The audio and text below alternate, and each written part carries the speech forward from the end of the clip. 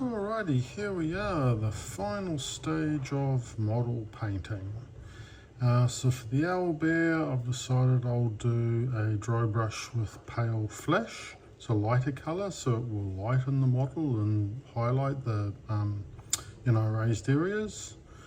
For werewolf, I'm going to use a Montmartre paint, the burnt umber, which is exactly the same brown as I've used in the wood on both the mimic and the vampire. So in the werewolf's case, that's going to make him look, much more dark and menacing. For Frank here, I've got the model colour light grey, which is just going to turn it from such a bright green tint into a more grungy sort of grey model. It's the only one which possibly may even get a second dry brushing with even just like a straight black or a darker grey or something, but we'll just see how we feel after we've done the first run through. We've got the two that aren't going to be getting any further treatment, so the vampire and the mimic are essentially done. Not dry brushing them for different kind of reasons. In the case of the vampire, there's just really not the sort of texture that a dry brushing sort of technique would pick up on that would highlight stuff you want to highlight. I mean, like, it's pretty obvious, like with these two, with the fur, you want to really make the shadows and, just draw the different textures. Whereas with the vampire, he's pretty smooth. So yeah, it's just not a lot of point in doing that. And with the mimic, with that level of detail, if you try and dry brush something, I mean, firstly, it is a reasonably smooth surface as well, but there's just a lot of areas that I wouldn't want to highlight, like the eyes and the teeth. So to just kind of like dry brush around that is just going to be a bit of a nightmare.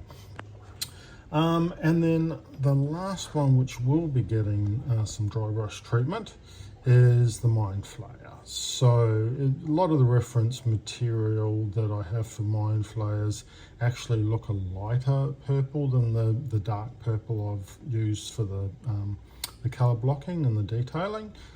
For the the skin texture, obviously not so much for the bubblegum tentacles, but anyway, so doing the dry brushing on the Mind Flayer will just turn it into a lighter kind of tone on the body, and yet also maybe a slightly darker tone on the tentacles, and it will kind of even it out to the purple what I want it to look like with the end result.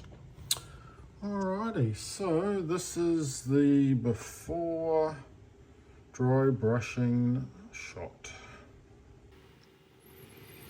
Alrighty.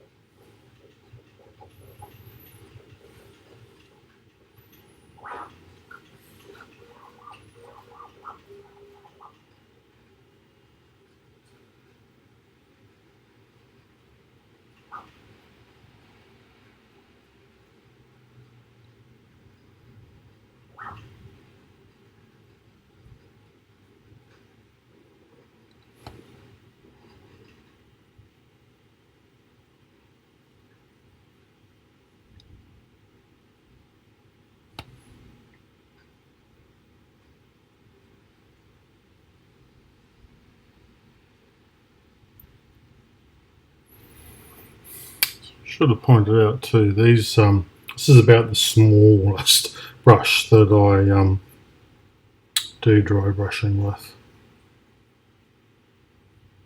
But obviously with a model of this size, like, you want to be able to avoid the eyes and the beak area. I'm not trying to dry brush that, so you just need a little bit of control. If you get one of like these sort of bad boys, it's just going to go everywhere.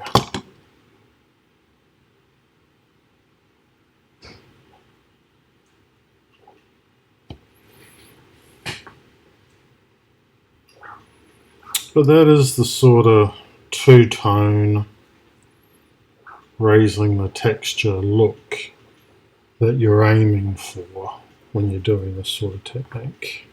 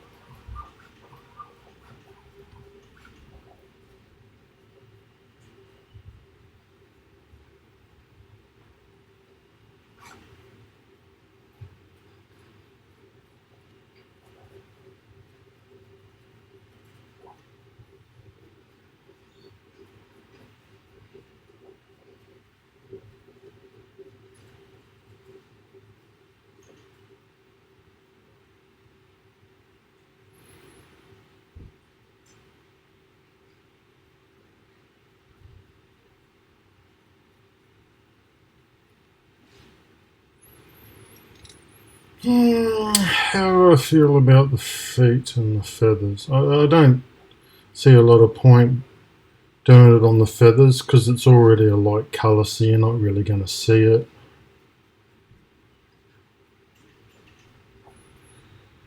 What do I feel about the feet? No, I think I won't. You just keep it to what is like external fur. So like the pads I'll leave as is.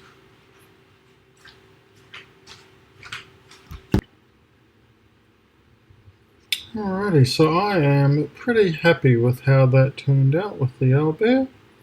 So yeah, I'm not going to do the handle because it's not fur, so that would not make sense. So yeah, it's just there to give texture and highlight and change the tone of the owlbear. So now instead of being just all brown, it's a motley mix of browns. I've kept the feet pads and the feathers, the beak and the eyes. So yeah, haven't gone over anything I didn't want to go over, so I'm definitely happy with that. Okay, time for some werewolf treatment.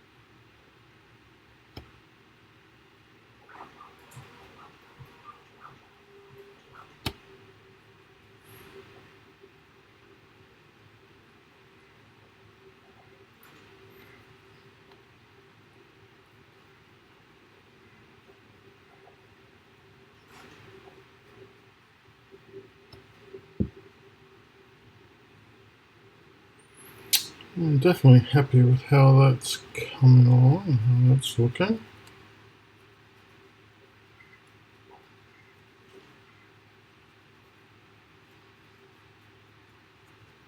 Just makes the fur pop.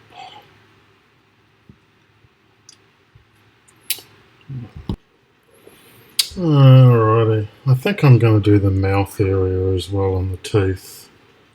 It's a little bit too clean for my liking. I'm not going to touch the eyes, but I'm certainly really happy with how the fur pops with that darkness. But I just think the mouth and teeth will also need it. Yeah, a bit of that texture sort of option. It was going to look a little bit too clean otherwise.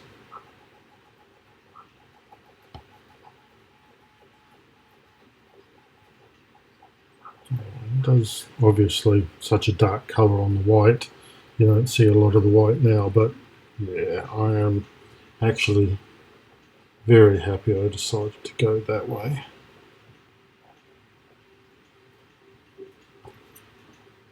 That is definitely a little bit more of a scary werewolf.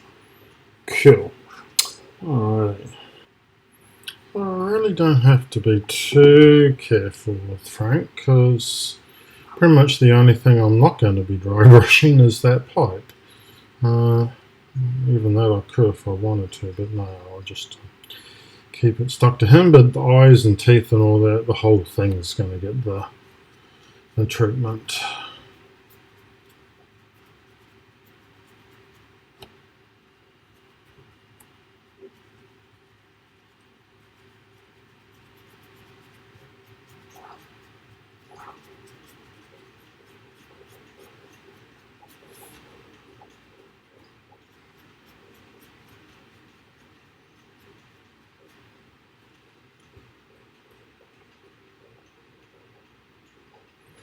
Yes, once again you can kind of see the difference between the clean side and the brush side. Just adds a lot more texture and changes the tone to a lot less clean.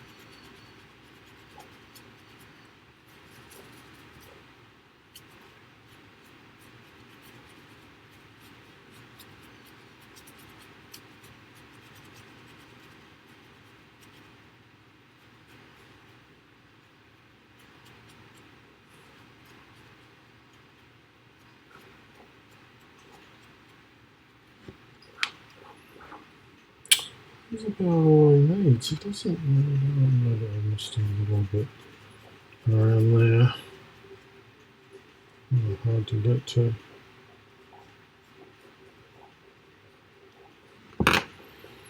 But it's one of those a little goes a long way sort of things. You don't need to overdo it. I mean, otherwise you just paint it grey instead of green. But to just, yeah, definitely makes it pop. Although, to be honest, I think he's one that maybe even just a little black on him might look good as well. Just darken it down a touch. So I'll let that dry and then we'll think about that. So the challenge that I'm going to have with the Mind Flayer is holding the thing, because I am pretty much going to cover this whole thing in the purple. Like, there's nothing being spared. Not the eyes, nothing. What I'm thinking I'll probably do is hold on to the back handle right until the very end, do everything else, and then just at that point I'll probably pause it because I'll have to hold it upside down from the cup area. You're probably not going to see it on camera.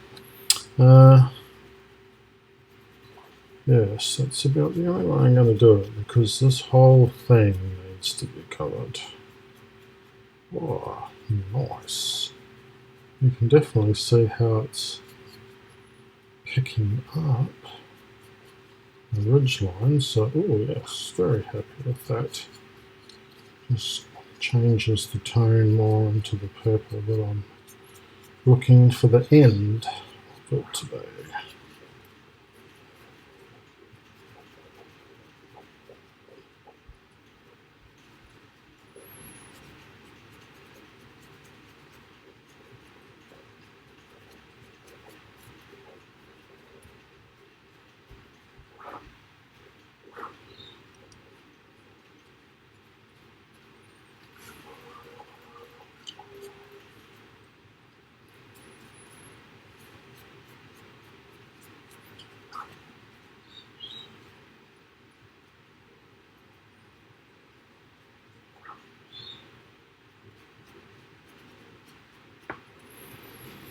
Yeah, so that is much better. It's not the dark purple that it was before, and the tentacles now with the two tones, the two colours, they really pop a lot more, and you actually see the ribbing on the tentacles a lot more. So now this one's going to be a little bit fiddly to hold and do though, so I might pause it there.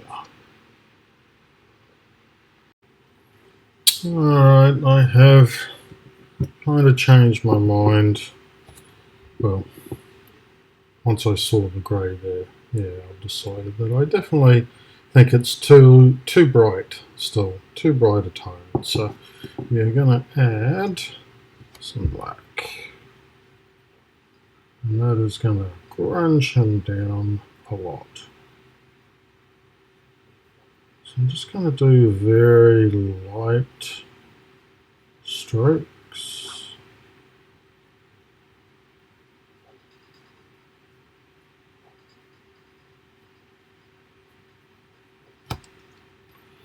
It's obviously going to make those stitchings pop a lot more than they were.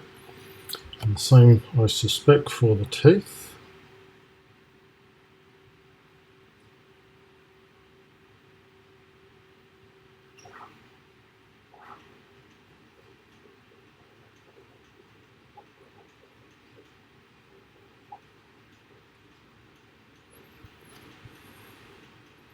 Definitely looks more like a monster sort of character than a clean cut person.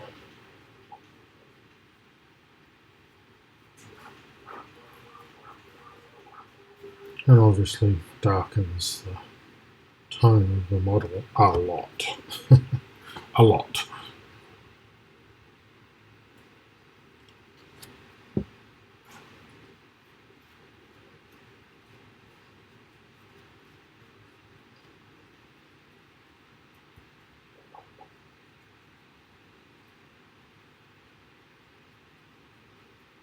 Really light strokes, not pressing hard at all, as light as a feather.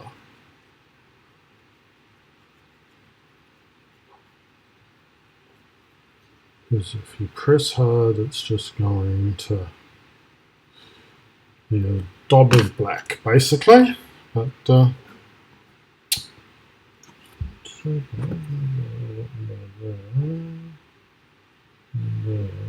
ridge line.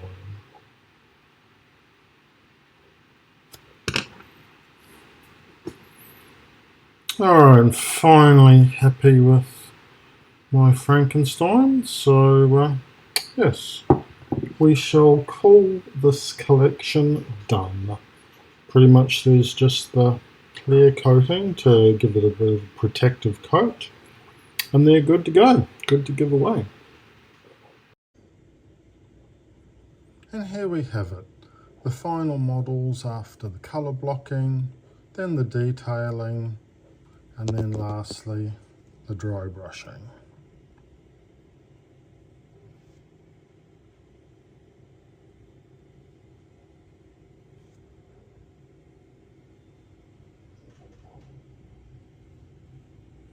Really happy with how the Mind Flayer tone changed, and really happy with the werewolf. I think the skin really pops on those two. Obviously the Frankenstein isn't meant to look like a pretty model. Looks like a really grungy sort of character, and that's exactly what he does.